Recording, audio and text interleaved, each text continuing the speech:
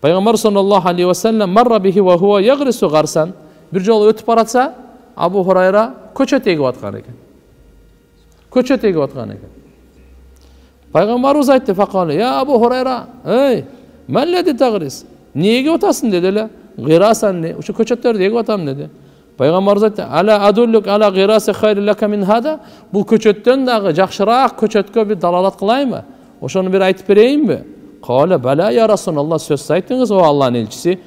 Айтты, кала субханаллах, вальхамдулиллах, ва ла илаха иллаллах, валлаху акбар. Юграсу лака бикулли вахидатин шажаратун фил жанна. Ар бирине бейиштен бир көчөт эгилет сага деди. Демек, сиз субханаллах дедиңизби, бейиштен бир дарагыңыз бар. Алхамдулилlah дедиңизби, бейишиңизден бир дарак бар. Аллаху акбар дедиңизби, бейиштен бир дарак бар. Ла илаха иллаллах дедиңизби, бейишиңизден бир дарак бар.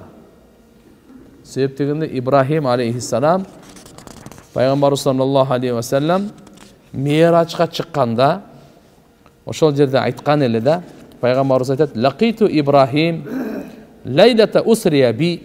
Мен Миражга чыкканымда Ибрахим пайгамбарга жолуккан экен. 7-чи асманда. 6-чы асманда Муса пайгамбар эле. 7-чи асманда Ибрахим пайгамбар эле. Ибрахим пайгамбарга жолугуп, пайгамбарыбыз ошо намаз алып келатканда, Ибрахим пайгамбар айткан экен, я Мухаммад, ey Мухаммад, акри умматак минни салам, үммөтүңө менен салам айтып кой деген экен. Биз пайгамбарыбызга дагы, Ибрахим пайгамбарга дагы салават айтабыз. Аллахумма салли ала Мухаммад ва ала али Мухаммад, кама саллайта ала Ибрахим ва ала али Ибрахим, иннака хамидун маджид. Дагы не деп салам айтып туруп бизге? Ва ахбирхум, айтып кой үммөтүңө дептир. Аннал жанната тойибату турба. Бейиш барго, топурагы аябай таптаза. Азбатул ма, суусу аябай даамдуу. Ва аннаха қи'анун, анын жери барго, мындай өңгүл-дөңгүл эмес, түп-түз дейт. Ушу эккенге, тиккенге аябай даяр. Ва анна гырасаха, анын ошо дарактары, көчөт эгиндери, дарактары, субханаллах, вальхамдулиллах, ва ла илаха иллаллах, валлаху акбар деген экен. Мынакей.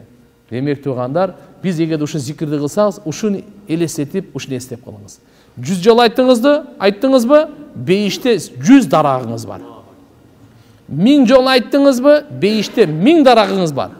Бүгүн 1000 айттыңыз, эртеге 1000, дагы 1000ди коштуңуз. Эми бул жерде фальятанафасил мутанафисун, жарышкандар майданга чыгып, жарыша берсин дейт. Ким канча кылат экен? Жарышпайлыбы? Биз азыр ушакта жарышпай, бири-бирибизди кордогондо жарышпай, бири-бирибизди айыптап, бири-бирибизди жамандап, бири-бирибизге жала жаапканда жарышпай, жарыша турган мына. Фастабикул хайрат, Алла Таала буйрук берген. Силер жакшы иштерде жарышсаңар, жакшы иштерде жарышсаңар, дозокко жарышпай. Каяка жарышпай дейт? Дозокко жарышпай. Шайтан күлөсө эле кете бересиңер, урган бойдон.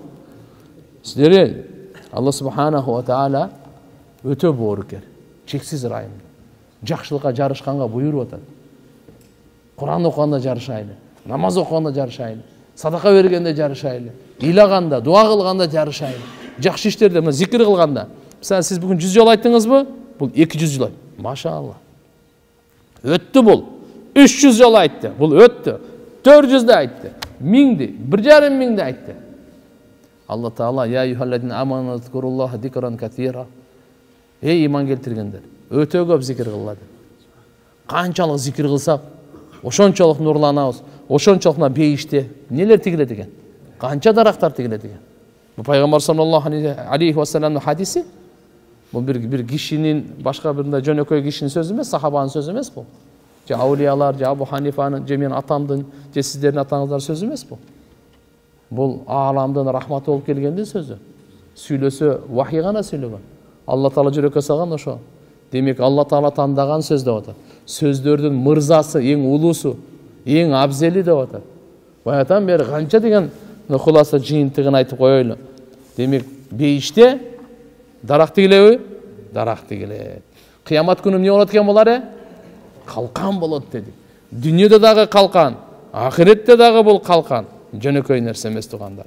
Алла Тааланын эң сүйкүн, эң ута турган, эң пайда ала турган мынакей рабих, рибх.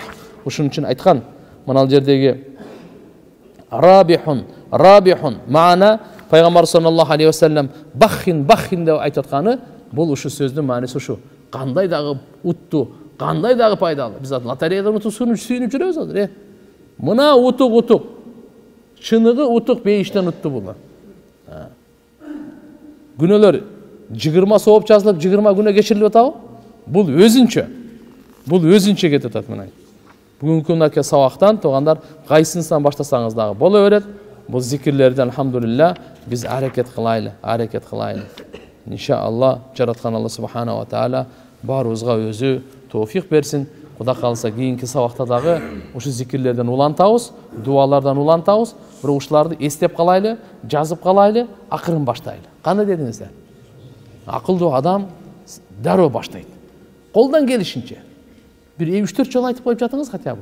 100 жол айтпасаңыз дагы. Шайтан айтат да 100 жол качан айтасың деп.